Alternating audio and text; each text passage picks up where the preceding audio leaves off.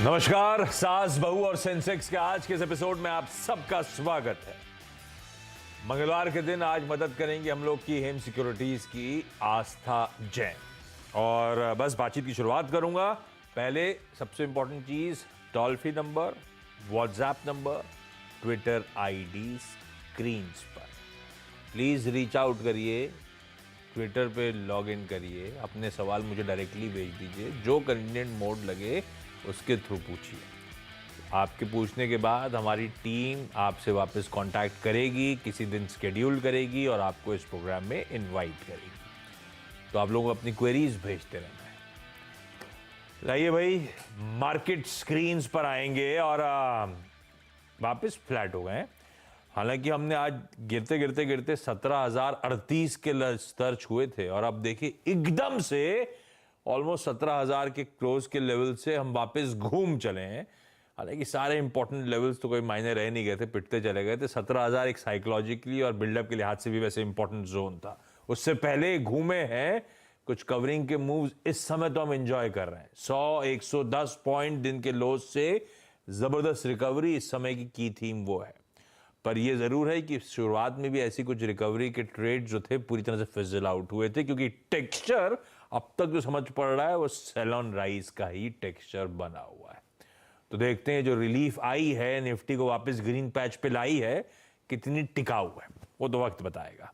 Nifty green में है, ऐसे ही निफ्टी बैंक आपको ग्रीन में नजर आएगा। अक्रॉस द बोर्ड पिछले कुछ मिनटों में बहुत अच्छी इंट्राडे रिकवरी इस समय देखने को मिल रही है। एक काम करता हूं, जब इंट्राडे रिकवरी पे आई गया हूं तो कुछ स्पेसिफिक स्टॉक्स दिखा देता हूं जहां पे ये रिकवरी जो लीड कर रहे हैं, हेवी वेट्स खास तौर पे। इंडसइंड बैंक प्लीज लेकर आइए, आईसीआईसीआई बैंक, एचडीएफसी बैंक और इवन चाहे तो एसबीआई, सारे इन चार्ट्स आपकी स्क्रीन पे। ये जो पूरी की पूरी रिकवरी स्टेज हो रही है सिर्फ बैंक्स के दम पर। जो बीटन डाउन पॉकेट थी लोअर लेवल से, वहां पे एक बढ़िया थ्रस्ट जनरेट होता हुआ आपको नजर आएगा। इसमें जोड़िए दो और इंटरेस्टिंग स्टॉक्स। पहले तो रिलायंस इंडस्ट्रीज प्लीज दिखाइए, उसका इंट्राडे वो हेवी वेट देखिए क्या मूव करना शुरू करा है। तो रिलायंस हुआ, बैंक्स हुए, जो स्पॉन्सर कर रहे हैं लार्जली इस तरह की गजब की रिकवरी को। यह हाईलाइट है इस समय के अभी तक के ट्रेडिंग सेशन की। बैंक्स ने 39,130 के लेवल से हम घूमे ऑलमोस्ट 400 पॉइंट, और ये 400 पॉइंट की रिकवरी पिछले कुछ मिनटों की कहानी स्क्रीन पर। चलिए सवाल जवाब के सिलसिले की शुरुआत करो। मार्केट्स में बाकी सारे इंटरेस्टिंग डेवलपमेंट्स टिकर टीम कॉन्स्टेंटली हाईलाइट कर रही है आप लोगों की स्क्रीन पे नीचे। कुछ भी अलग से नोटवर्दी अलग से मेंशन करने की जरूरत होगी, मैं अलग से बात कर लूंगा। आज हम लोग को हरिद्वार जाना है। वीरू बैठे हैं क्या डायरेक्टर साहब? नहीं बैठे। गुरुग्राम जाना है और कोलकाता जाना है। सारी क्वेरी सॉल्व करने का समय, सबसे पहले हरिद्वार ही चला जाए। हरिद्वार से निशा गुप्ता आपको आपकी स्क्रीन पे नजर आएंगी। निशा मैम, गुड आफ्टरनून। निशा मैम, आप पहले आए हो क्या? Good afternoon sir. नहीं नहीं नहीं, कोई हरिद्वार से जुड़ा था, तब मैंने पूछा था वीकेंड में वीरू पहुंचते रहते हैं, मिलता ही नहीं मिलता आपको। कभी आपको टकराएंगे वीरू हरिद्वार में? नहीं नहीं नहीं। ये बोल के तो हरिद्वार की छुट्टी लेके जाते हैं, मतलब पहुंचते नहीं है इसका मतलब। निशा मैम, कब से शेयर बाजार में हो और पहली सबसे इंपॉर्टेंट क्वेरी कौन सी? मैं पिछले 2 साल से शेयर बाजार में हूँ। मेरे आईएसबी से पहले मैं डाटा साइंटिस्ट थी, उसके बाद आईएसबी से फाइनेंशियल मार्केट्स में कोर्स करने के बाद पर्सनल फाइनेंसिंग स्टार्ट किया।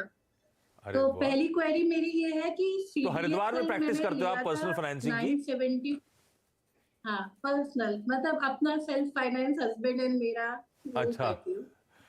घर का कैपिटल डिप्लॉय कर रहे हो आप? हाँ। हाँ तो मैंने सीडीएसएल खरीदा था हाँ 1232 में। हाँ। मेरे पास 100 क्वांटिटीज है सीडीएसएल की 1232 में, और अभी इसका रेट करंट 979 के आसपास जो भी चल रहा है। हम्म, तो मेरा ये पॉइंट है कि या तो मैं इसको और एवरेज बाय करूं, या फिर मैं इसको क्या करूं, इतना ही रहने दूं, इसी पे वेट एंड वॉच करूं। सीडीएसएल। एक बार हाँ हाँ, आप बोलो प्लीज, कंटिन्यू करो। एक बारी में एक बारी मैं इसमें ऑलरेडी प्रॉफिट बुक कर चुकी हूँ। तो उसके बाद मैंने फिर खरीदा था जब ये 1400-1500 के आसपास था। हाँ, तो पहले प्रॉफिट बुक हो चुका है इस समय, लेकिन 250 रुपए का लॉस हो रहा है। पर ये स्टॉक भी वो है आस्था जो मेरे ख्याल से 2020 में 200 रुपए वाला 1400 प्लस गया था। इस तरह से सीरियस रीरेटिंग हुई थी 1.5-2 साल में। अब करेक्शन फेज में आया है फाइनली। ये क्या एवरेज करने का सही समय है? कोई साइंस ऑफ स्टेबिलिटी नजर आ रहे हो तब तो मैं एवरेज करूं। एवरेज तब करूं जब फंडामेंटली स्ट्रांग लग रही हो आपको। क्या व्यू है आस्था? 250 रुपए नीचे एवरेज करने का वक्त आ गया है, और अदरवाइज सीडीएसएल पे लॉन्ग टर्म का व्यू क्या है? होल्ड करते रहो अपने बचे हुए स्क्रिप्ट्स को ऐसे के तैसे, या इन लेवल्स पे बेच दूं? क्या व्यू बना के चलूं? गुड आफ्टरनून आशीष, निशा मैम आपको भी गुड आफ्टरनून। देखिए सीडीएसएल एक लॉन्ग टर्म प्ले है, ये शॉर्ट टर्म प्ले नहीं है। और लॉन्ग टर्म में मुझे जो लगता है पर्सनली कि जो सेकंड हाफ ये कैलेंडर ईयर का रहेगा तभी हमारा मार्केट्स अच्छे होंगे, मेरे को लगता है सितंबर ऑनवर्ड्स। तो और ये देखिए ये डायरेक्ट प्ले है कैपिटल मार्केट का, क्योंकि ड्यूओपॉली ही मार्केट स्ट्रक्चर है, सिर्फ 2 ही प्लेयर्स हैं। और कभी भी कैपिटल मार्केट में तेजी आई तो डायरेक्ट बेनिफिशियरी यही है, क्योंकि बड़ा मार्केट शेयर है, 78% मार्केट शेयर, नंबर ऑफ जो हमारे डीमेट अकाउंट है वो इसके पास है। तो ये जब जब कैपिटल मार्केट में अच्छी तेजी आएगी, 2020 के बाद भी हमने देखा तो ये बढ़ा। तो अब अगर आपकी समय सीमा यहाँ पे 1 साल से ऊपर की है तो आप बिल्कुल इसको होल्ड करिए, क्योंकि ये कैपिटल मार्केट में जैसे ही सुधार आया है इसमें भी हमें सुधार देखने को मिलेगा। लेकिन मुझे तो लगता है कि second half of calendar year से सुधार आएगा हमारे कैपिटल मार्केट में।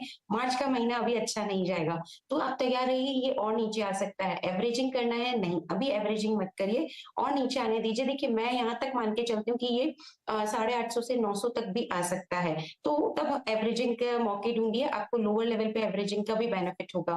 तो अभी आपको पोजीशंस को कंटिन्यू रखना है, 830 का स्टॉप लॉस लगाना है, 900 से लेके 880 के जोन में एवरेजिंग करनी है।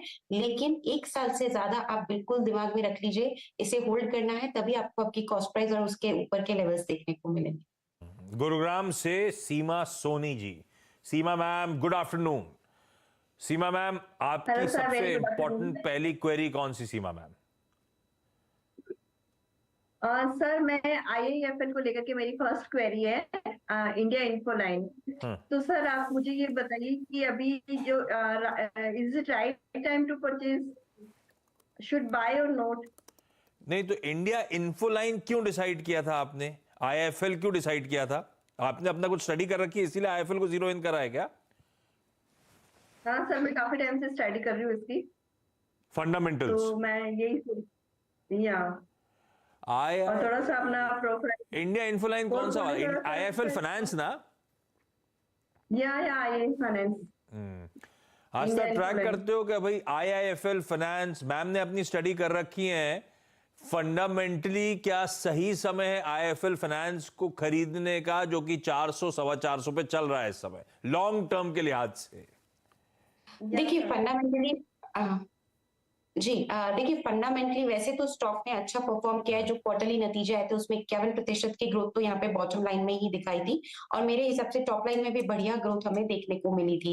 और यहाँ पे मुझे जो लगता है लॉन्ग टर्म के लिए ये ठीक हो सकता है, लेकिन मैम क्योंकि देखिए मार्केट खराब है तो थोड़ा हम टेक्निकल्स का भी सहारा ले लेते हैं। फंडामेंटल सब बढ़िया है लेकिन टेक्निकल्स थोड़े से वीक बने हुए और मार्केट भी वीक है, तो मुझे लगता है कि नीचे के लेवल्स और आने दीजिए फिर आप खरीदिए, अभी रुक जाइए। अभी कहाँ खरीदना है? मेरे हिसाब से 400 का जोन मिलता है तो वहां पे हम देख सकते हैं, लेकिन फिर भी पूरी क्वांटिटी मत लीजिए, जितना भी आपने विचार किया है थोड़ा ही उसमें से लीजिए और थोड़ा और नीचे आने पे लीजिए। तो मेरे हिसाब से अभी नहीं खरीदना है, फंडामेंटली ओके है। एनबी जो एफसीज होती हैं वो बहुत ज्यादा स्ट्रॉन्ग नहीं होती है, और जब मैक्रो फंडामेंटल्स खराब होते हैं, जैसे ग्लोबल मार्केट में बैंक्स को लेके अभी नेगेटिव न्यूज आ रही है, तो इन पे मार ज्यादा पड़ती है।